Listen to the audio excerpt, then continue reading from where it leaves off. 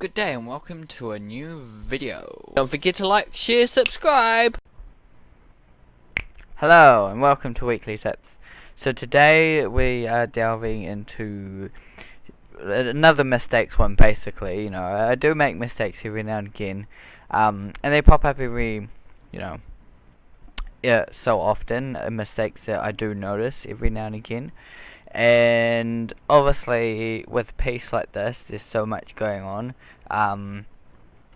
so you tend to, things seems to happen, you seem to lose, you seem to focus on so much that's going on. You're focusing on like grass, you're focusing on painting a lot of things towards the end of finishing this piece, but there's still time to make changes if I need to make fixes, because this is not the final thing.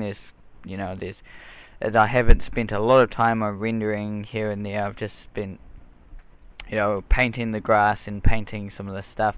But anyway, an important thing is also scale.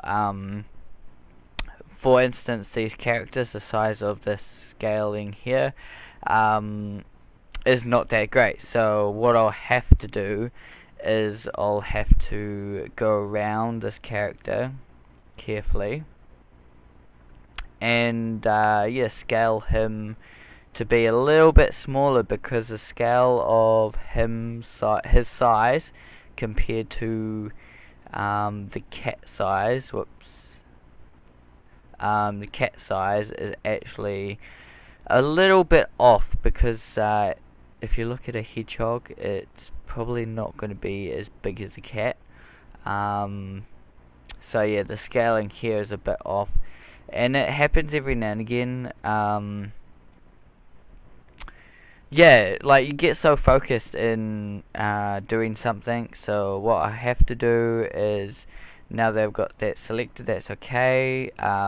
So we can basically what I do is make a new group, and call that like older or oldest, or the date sometimes, so the 20th 3rd 19, but some form or system. So if I do need to go back and I like that version, I like this version, I can do that. Just a kind of a safety thing that you can do is just make these are got my older versions in it, with just all the stuff that I do, and what I do is just back up pretty much, just in case if I want to go back. Say I change the scale now, if I change it for some reason, there's some sort of scaling I'm trying to play around with, but I don't like it, so I want to go back. There's things like that you might want to do. It's more a precaution thing. You don't have to do all this stuff. If you're quite confident, you can just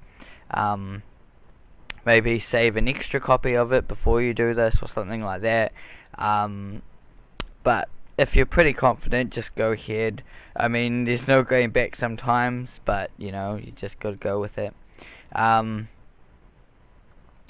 I don't know why I made that layer, but I just so I duplicate them, usually duplicate all my layers, and then so all the unduplicated ones, I copy those and put them into a folder, and that's all the old ones.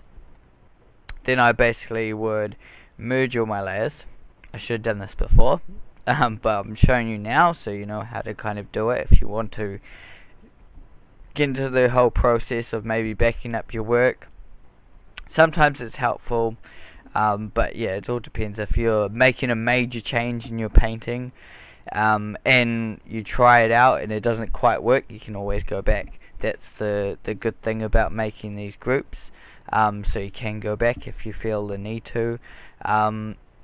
It's just a general habit that I've got myself into. I hardly ever use it now. If I just keep moving forward, and keep trying to improve it. But there has been some instances where I have used it before, but not too often.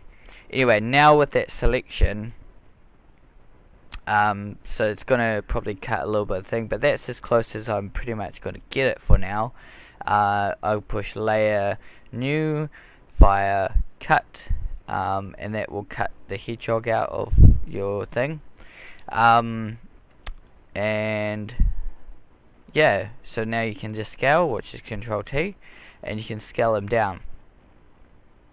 Now this is an easy way to scale what you need, and obviously this is good with digital medium, especially with Photoshop. I'm not too sure with other programs. I think you can do this kind of stuff with other programs, but for me, Photoshop's really good at doing this kind of stuff. I think you can do it with other programs, but yeah, it's obviously one of the beta programs for me. Obviously, and yeah, I'll do the same thing with this part here, but at the moment I don't really have time. But yeah, just scaling's a big thing to work on. Like with some of my paintings, there might be characters that look very big, but you wanna make sure that your characters before at this stage, because it happens sometimes when I'm at this stage I'm like, oh no, I haven't looked at scale yet, but that's alright because it's digital, because it can fix it up quite easily, and I'll have to finish off some of its things and pretty it up, and I have to do the same thing down here, but it's nice not to forget about scale, because it's very important. You don't want all your characters to look the same size, especially if it's like a hedgehog and a cat. You don't want them to look the same size, because it just won't make any sense. So yeah, hopefully you did learn something here today about scaling, how to scale characters and things in your paintings, fix them up. So yeah, I'll just go underneath that, and I'll just go underneath that layer and paint, start painting grass. And also that gives your characters on one layer as well, if you want to create your own little one layer for that character kind of thing going on, which is easier to fix up, like character scaling and things like that. Yeah, so we'll see you in the next episode. Please like, share, subscribe. Thank you. Have a good one. Goodbye.